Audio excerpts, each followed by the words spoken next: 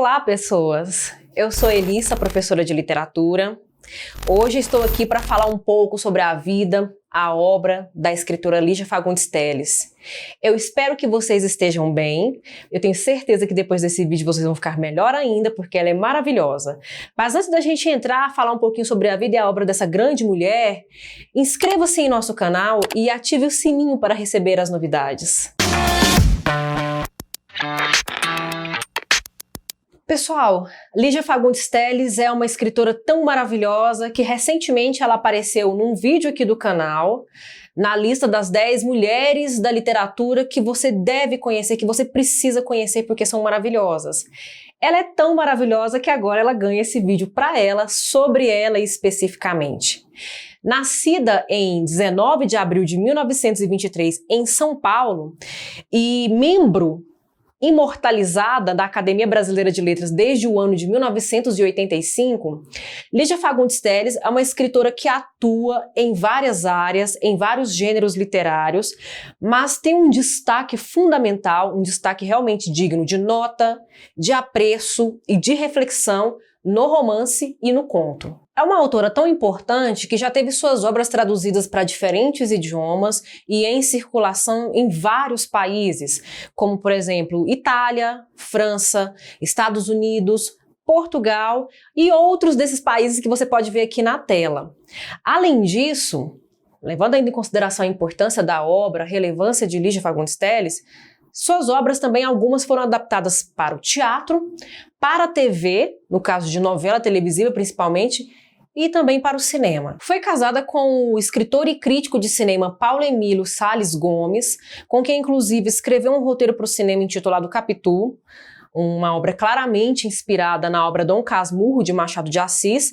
Aliás, a importância do Machado de Assis na obra e na leitura de Lígia Fagundes Telles é uma coisa que ela admite claramente, e para um leitor que está habituado com a dicção e com o estilo do Machado, é possível perceber em alguns momentos, a homenagem que a autora presta a esse grande escritor brasileiro. No ano de 1976, Lígia Fagundes Telles integrou um grupo de intelectuais e artistas que foram a Brasília entregar o Manifesto dos Mil.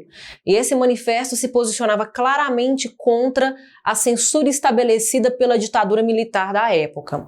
Aliás, essa circulação, essa amizade, esse envolvimento que ela tem com outros intelectuais e outros artistas, porque ela também é uma grande intelectual, uma grande artista, rendeu a ela outras participações importantes, trabalhos importantes e amizades muito singulares, como, por exemplo, com o poeta Carlos Drummond de Andrade, com quem ela teve forte amizade, com o escritor Érico Veríssimo e com a maravilhosa poeta, a quem muitos consideram que foi melhor amiga de Lígia Fagundes Telles, que foi a poeta paulista Hilda Hilst. Lígia foi homenageada, ainda é homenageada com vários prêmios, com vários títulos, com releituras e reedições de suas obras.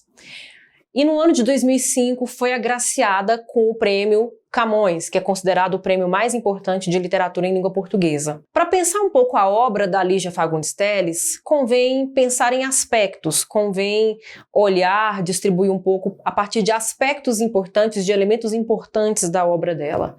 E o primeiro deles seria a relação que é estabelecida com a realidade. A gente sabe que a arte, que a literatura não se separam da vida, não se separam da realidade, às vezes representa, às vezes critica, denuncia, às vezes deforma ou subverte a realidade. Mas na obra de Lígia, que ela mesma considera de natureza engajada, ela estabelece um trabalho, uma relação mais referencial, denotativa com a obra, com a realidade num primeiro momento. Sua obra, então, busca falar dessa realidade. E que realidade é essa? A realidade que parte do ponto de vista de uma mulher escritora num país com subdesenvolvimento nas áreas da educação, da saúde, cheio de desigualdades sociais, de injustiças, de preconceitos de raça, gênero, classe.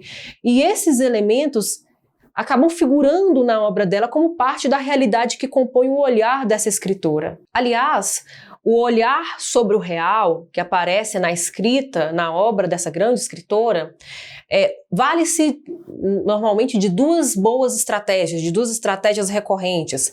A primeira seria essa mais denotativa, mais real, em que a crítica de caráter político, de caráter social, ficam bem evidentes, mas a partir de um ponto de vista subjetivo, seja do protagonista, seja de outros personagens ou até mesmo do narrador. Ou também a gente tem um olhar sobre o real a partir de uma estratégia que também ficou muito comum na obra da Lígia, que é muito apreciada pelos seus estudiosos e seus leitores, que é a partir das incursões que são feitas no fantástico, no imaginário, no irreal, trazendo uma possibilidade de ressignificação da realidade. A fantasia e o imaginário aparecem com muita frequência nas obras de Lígia, derramam-se em alguns contos, em alguns romances, e fazem parte, esses dois elementos fazem parte mesmo de um olhar crítico que denuncia, mas que também propõe uma fuga e muitas vezes uma revisão da realidade, numa tentativa de transformar a realidade em algo mais justo, algo mais harmônico e mais simétrico para todos os indivíduos, para todos os sujeitos.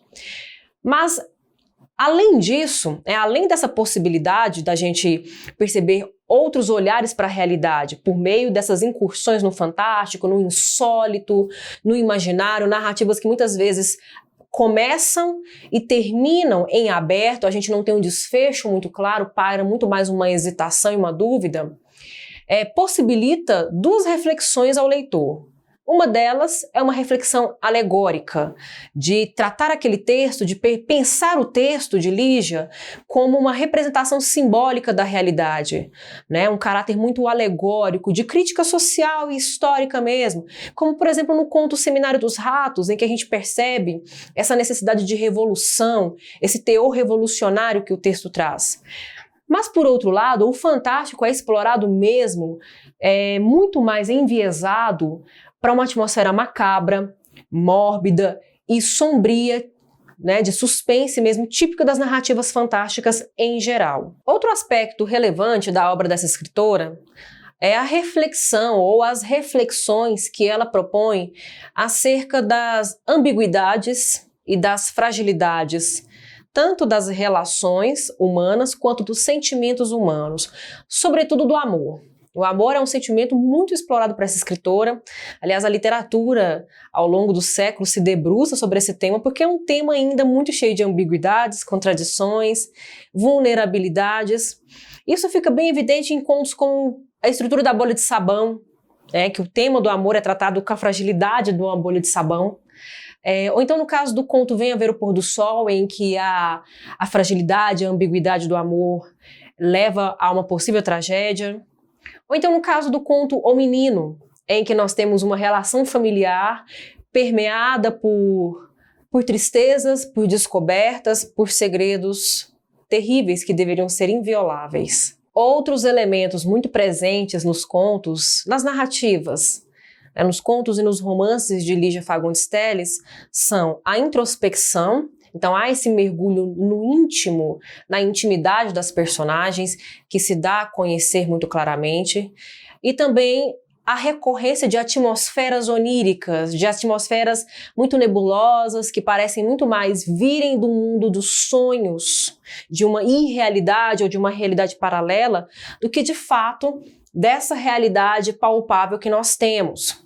E é interessante porque as duas coisas meio que estão associadas, porque o mergulho na introspecção permite muitas vezes um olhar sobre o enredo, uma composição sobre o enredo, que acaba desaguando numa atmosfera onírica, numa perspectiva, num ponto de vista onírico dessa personagem para esse enredo.